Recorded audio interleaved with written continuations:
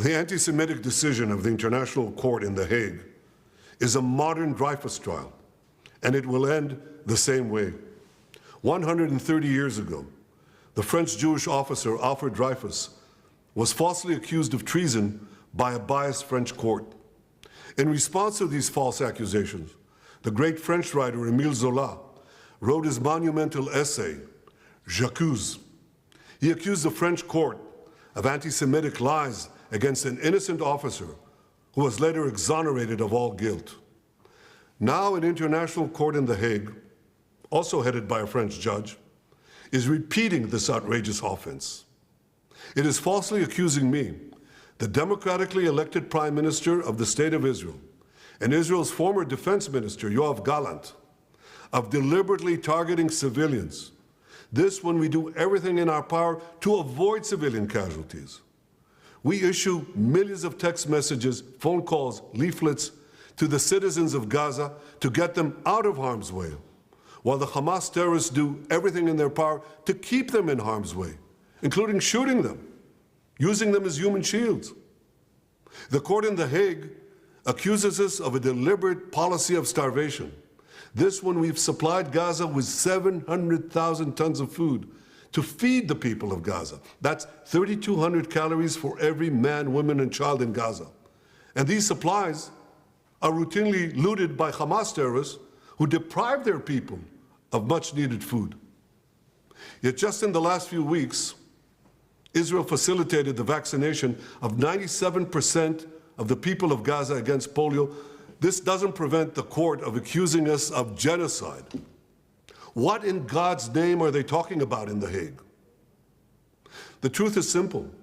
No war is more just than the war that Israel has been waging in Gaza after Hamas attacked us unprovoked, launching the worst massacre against the Jewish people since the Holocaust.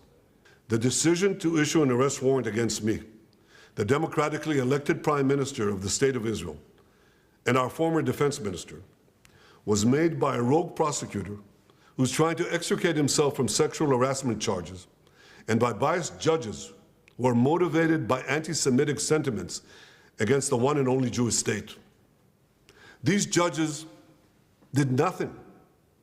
They did nothing against the real war crimes committed against the millions who've been murdered or uprooted by the dictatorships in Iran, Syria, and Yemen.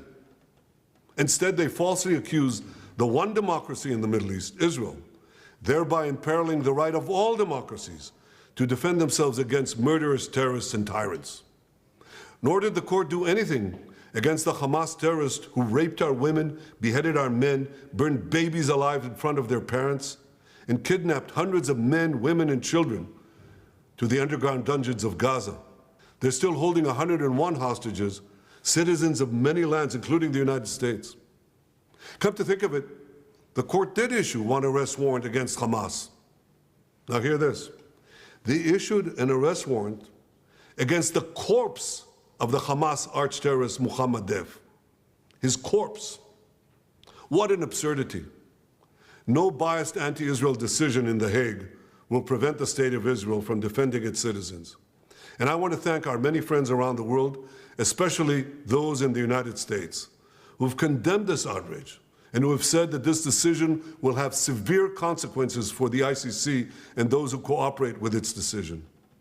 Israel will not recognize the validity of this decision.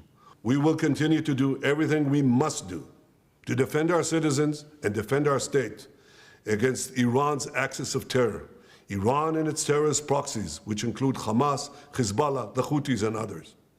Our enemies are your enemies, and our victory will be your victory, the victory of civilization over barbarism and tyranny.